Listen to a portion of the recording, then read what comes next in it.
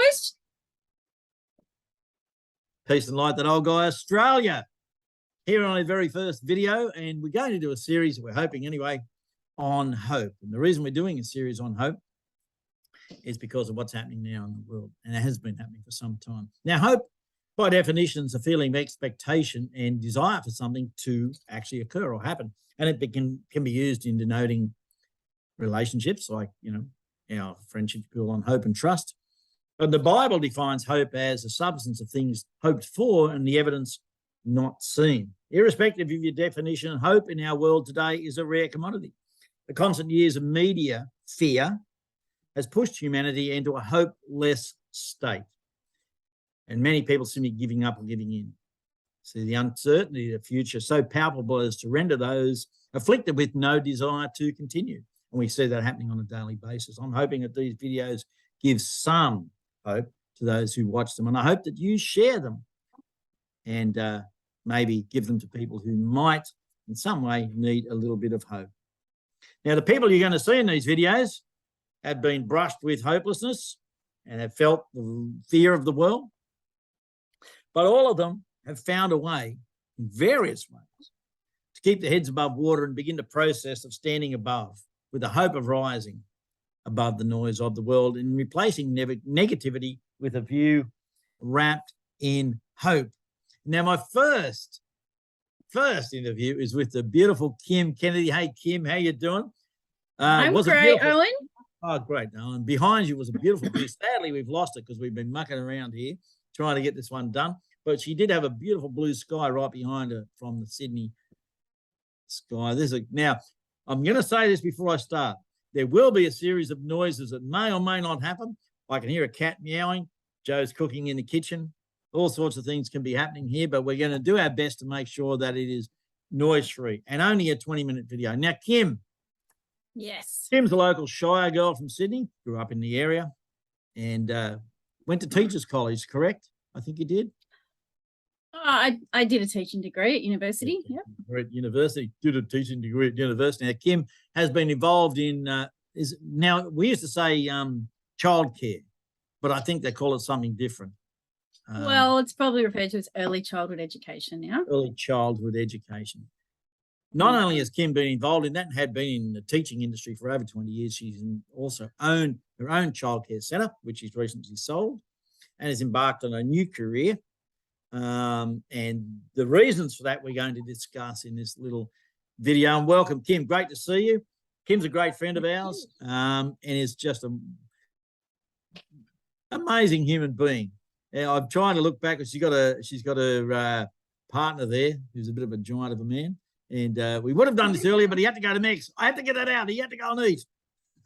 That's why we haven't got the sunset. He had to eat. It's about 5 kilos to fill him. Anyway, a small animal. But anyway, now, Kym, yes, your beginnings in this back in the early days of when you went into childcare, what was it that pushed you or got you directed in? You didn't become a nurse, or you didn't, hey, Maisie didn't do traffic control. You went and decided to do, what do you call it? Early childhood. Yeah, early childhood. And what was that? What's the reasoning behind that? I haven't thought about that. Wow. I think, to be honest, that the moment that it all became a thing was I was actually my first full-time job out of school, and I was being a receptionist for a company that, I don't know, sold items to supermarkets and things. And I was sitting there one day thinking that I didn't like my job. And on the radio, they played an ad for TAFE opening up and wanting people to do early childhood courses. And just at that moment, it was a thing. And I honestly just went with it at that moment. It was as simple as that. I applied and I got in. Wow. And that was a small course back when I was probably 19. Oh, then I went into the diploma. Yeah. I did my diploma for a few years, and then I went into my teaching degree and did that. So. Okay. And so how long did that take you all up? Maybe 4 to 6 years? Oh, I think that was about 7 years of study. Wow. Okay. So you really have the background in this. And of course, you're involved in early childhood education Yeah. for many, many And years. then I probably owned, I bought a centre about 5 years of having experience. Mhm. Hmm. So 5 years in, you bought a centre. Yeah. Oh, okay. And you owned that, you were saying before, for about 12 years or so? Yep. Okay, till recently selling it. Now, it's not everybody that can be that work in early childhood. Not everyone. I know that. And kids are beautiful things. We're all kids at one stage, and I was just They're hard work. I was a gorgeous kid. I was never hard work. Easy manipulated if you have the right language. I'm more hard at work these days than I was when I was a kid. But just I saying. was going to mention aged care being much more difficult. Well, I've worked in that out of here at Dalmuni, but and that was great. I enjoyed it immensely. In fact, I may even go back to it in who knows what I might do. But the thing I want to ask you with that, over the period of your time, so that's 20 years or so of doing, Yep. how have you seen things change in that time? Oh, I think the biggest thing for me in early childhood is the political correctness that's come in. Yep. I'm still much more impressed with early childhood than maybe the school system. In early childhood, we still have that flexibility to bring in and teach what we want to teach. Predominantly, we're in a school that have a very strict curriculum. Yep. So I do still appreciate that. I'm not really a big fan of some of the political changes that have come into the industry of late, and I would probably struggle working in a workplace that wanted to promote that sort of thing. Understandable.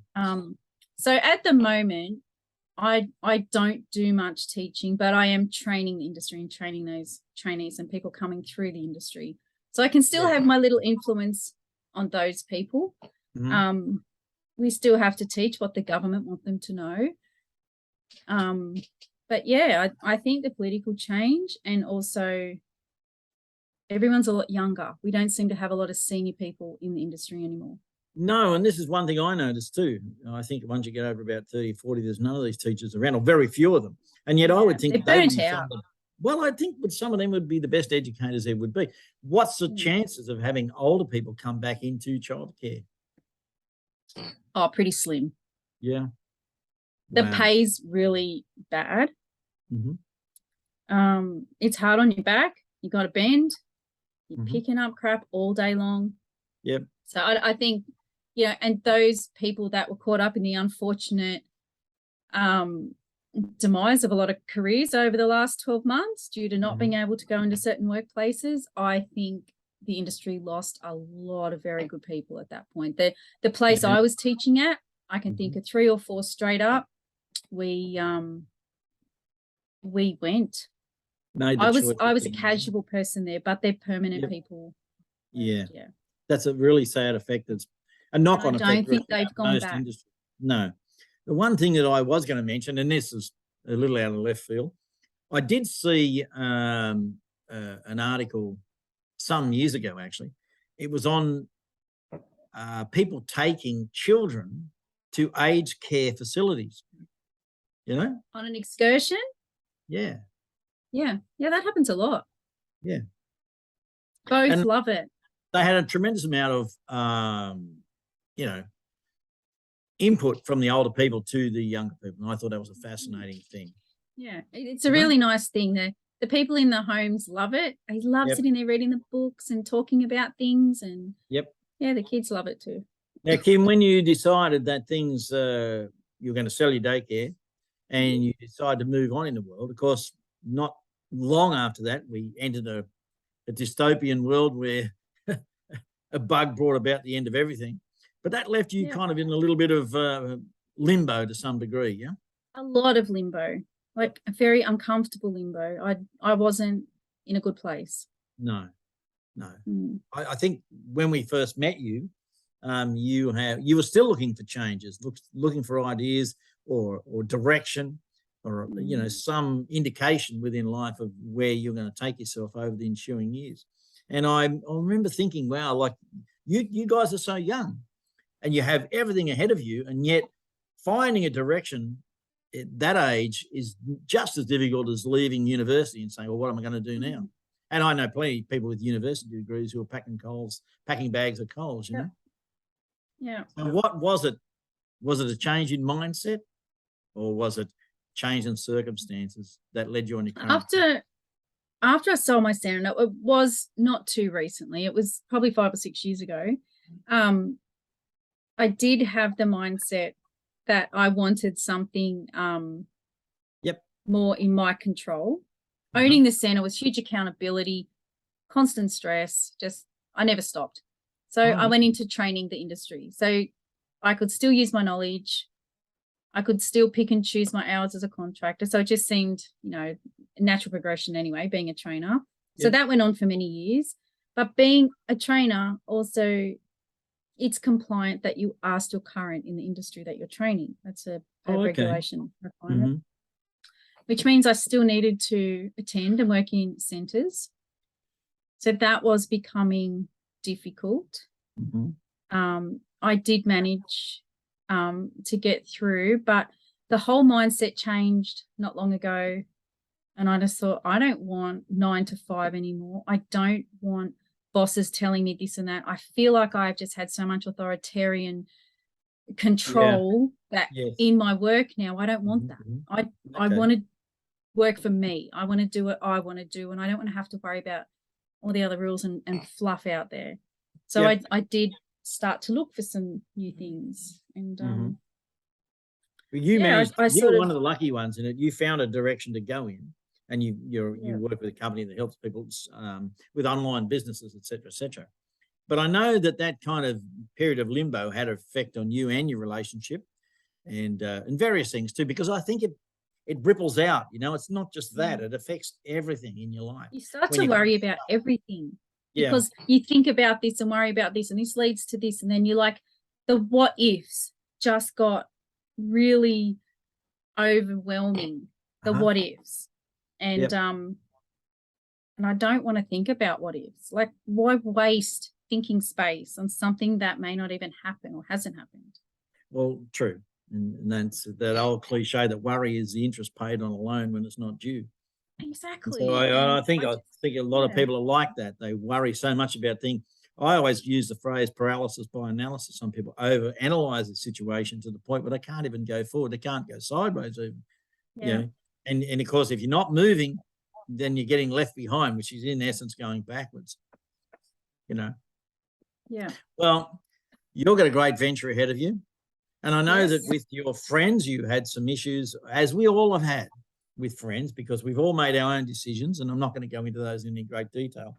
But we do know that society was split simply because of a decision. And that caused an enormous amount of rifts amongst friends, family, relatives, et cetera, et cetera, et cetera. And a lot of people feel a little lost and hopeless in that situation. Yeah. So how have you managed to address that in your life in any way? I really, really appreciated getting out and mixing with people that thought the same as me. And I didn't think I ever would. And one day, Cam and I just made that decision. We actually woke up in the morning and we were like, let's go to that rally today. And we did. And just the two of us went, and we had the best time. And it made us go again the next week. And then, we met all you guys, and we met all these like awesome people. And all of a sudden, I just it was a new vibrant. It was a new vibrancy. Absolutely. And I was able to. Sorry. I was going to say, isn't it interesting that those who attended those rallies, et cetera, were smeared by the media as being right-wing, redneck, tinfoil hat-wearing idiots. Yet I walked around amongst those people. I felt personally nothing but acceptance, the love. Elation. Oh, it was so powerful. And just everybody wanted to talk to you. They weren't talking about this or that. They were talking about you and them. And the demographic mix. I 100%. Noticed there was not one demographic that stood out more than any other. It was just mixed, and it was so full of love. And that would be the message that I get, that I give out to people. And as I said, we've had a few dinners.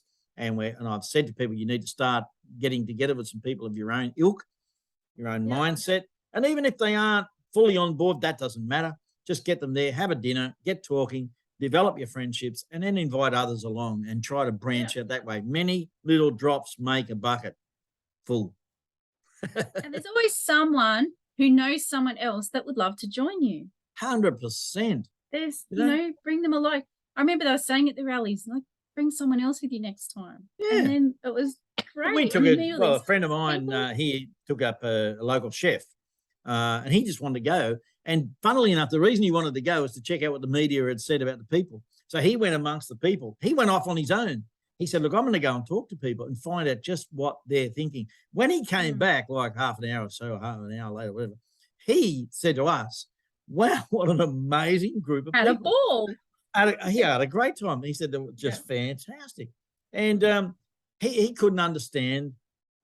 Well, what he saw was a division between the media's portrayal and the actuality of the event. And that was what opened his eyes and got him thinking and going forward, because he's like, I knew what I was seeing on Channel 7 was rubbish. And what I'm experiencing out here is reality. And these people are great. Yeah, and they're all walks of life, as you say, all age groups and demographics, all cultures, all religions, all nationalities, all races. They're just people from everywhere. Ages too. Oh, 100%. There was kids and grandmothers. Yeah, that was fantastic. Look, it's lovely speaking to you, Kym. I'm only going to keep these videos short, but it's our first one in the series. And I know that particularly with someone like yourself and Cam, moving forward in new ventures in life, I know that's an exciting prospect. I'm enjoying it. And that was a huge step for you to take, to decide to leave the city, venture out into the wilds of nowhere, and a whole sea change in a different direction. And I know that we wish you incredibly well with your journey. And we hopefully are going to be a part of it. Definitely. Particularly with a sniper post. No, I was only kidding. Anyway, so it's a crack. We'll do a post down there. Yeah, we will. We'll do a post from down there. In fact, we will. That's a good idea. I'm only going to end this only because we only have a short period on here. But I don't want to make them too long. Thank you so much for your time. I really appreciate it. And I hope that you, by coming on here and giving your story and just allowing people to know that even someone like yourself, 20 odd years in the industry, forced out, had to change your life, like everybody, a lot of knocks and kicks from friends and relatives and family, but you had to stand and hold your ground and then maintain momentum going forward into a new Kym and Cam. Hey, that's a great thing. New venture. Oh, it is. It's fantastic. Well, we love you both to bits, and we wish you so well with your new venture, and we're going to be a part of it. Yes. I'll be boating on that dam. Swinging a tree iron. That's it. Peace and light, that old guy, Australia. Like, share, subscribe. Thanks, Kym Kennedy, for your time. I'm trying to work out how to end this, and I don't really know. I think I go to end, do I? Ciao, baby. See you later. Press it. Bye-bye.